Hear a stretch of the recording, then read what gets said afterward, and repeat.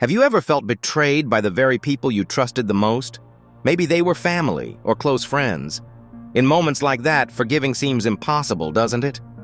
But what if I told you that one man, Joseph, not only endured betrayal but rose above it?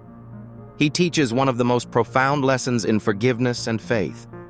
Let me take you back through the sands of time to ancient Israel to hear his story. Joseph was the 11th son of Jacob, a man beloved by God. Out of his 12 sons, Jacob favored Joseph the most, and he even made him a stunning coat of many colors. This coat was more than just a garment. It was a symbol of Jacob's special affection. But you can imagine what happened next. Joseph's brothers began to grow jealous. Every time Joseph walked past, his vibrant coat swinging with the colors of the sky, ground, and flowers, it reminded them that they weren't seen as special to their father. The jealousy soon festered. Now, Joseph was also uniquely gifted by God. He could interpret dreams, an ability that would shape his destiny. One night he had a dream. He saw himself and his brothers binding sheaves of grain in the field. Suddenly, Joseph's sheaf stood upright while the others bowed before his. When Joseph innocently shared the dream with his brothers, they were furious. "Do you mean to say you will rule over us?" they demanded. Joseph's second dream wasn't any better. In it, the sun, moon, and 11 stars bowed before him. Sharing this dream only made matters worse. The seeds of betrayal were fully planted. One fateful day, Jacob sent Joseph to check on his brothers, who were grazing their flocks far from home. As Joseph approached them, his colorful coat catching the sun, the brothers plotted. "Here comes the dreamer," they sneered. Their anger boiled over. Driven by jealousy and hatred, they seized Joseph and stripped him of his coat. They threw him into a deep, dark pit. What a moment of despair that must have been. A teenager alone in the pit, abandoned by his own blood. Yet, Joseph clung to his faith. Little did he know this pit was the first step on the path to a destiny he couldn't yet see. The brothers decided not to kill Joseph. Instead, they saw an opportunity for profit. A caravan of Ishmaelite traders passed by on their way to Egypt. The brothers sold Joseph to the traders for 20 pieces of silver, the price of a slave.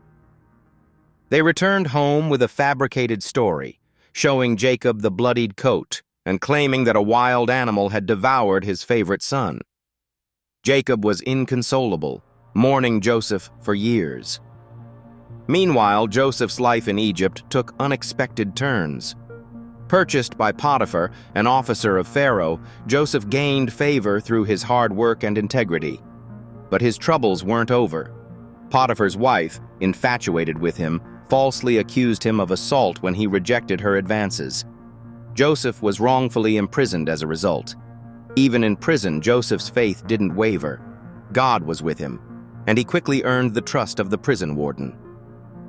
Joseph began interpreting dreams for his fellow prisoners, dreams that eventually caught Pharaoh's attention. One of Pharaoh's dreams showed 7 lean cows devouring 7 fat cows and thin ears of grain, swallowing healthy ones. Joseph interpreted it perfectly.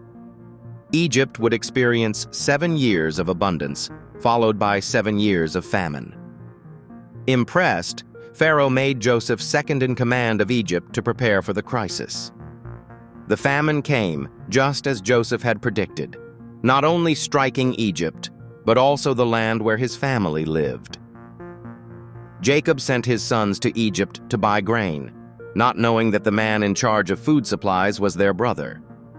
When the brothers arrived, they didn't recognize Joseph immediately. Imagine Joseph standing there, dressed in the finest garments of Egyptian royalty, face calm and composed. Inside, though, he must have been a whirlwind of emotions, years of betrayal, pain, and now a moment of decision. Joseph didn't reveal himself at first. He tested his brothers to see if their characters had changed. When they proved willing to protect their youngest brother, Benjamin, at great personal cost, Joseph couldn't hold back his emotions. He cried out, "I am Joseph! Is my father still alive?" How would you have reacted in Joseph's place? Anger? Revenge? Joseph had all the power in Egypt, yet he chose forgiveness. He embraced his brothers and assured them, "Do not be afraid. What you meant for evil, God meant for good, to bring about this saving of many lives." He invited his entire family to Egypt, providing them refuge during the famine. Joseph's story is a testament to the power of faith. Through betrayal, slavery, and imprisonment, Joseph never let go of the belief that God had a plan for him. And when he had every right to be bitter, he instead chose forgiveness. Against all odds, Joseph rose from the pit to the palace. Friends, if Joseph could forgive brothers who sold him into slavery, what's stopping us from forgiving others? Yes, betrayal hurts. It cuts deep. But holding on to resentment poisons us. Forgiveness might not be easy, but it frees us. It aligns our hearts with God's purpose. This is the story of Joseph, a man of dreams, faith, and astonishing forgiveness. Remember, no pit is too deep, no betrayal too great, and no relationship beyond repair when we walk in God's light. Now, what about you? How can Joseph's faith inspire your life today?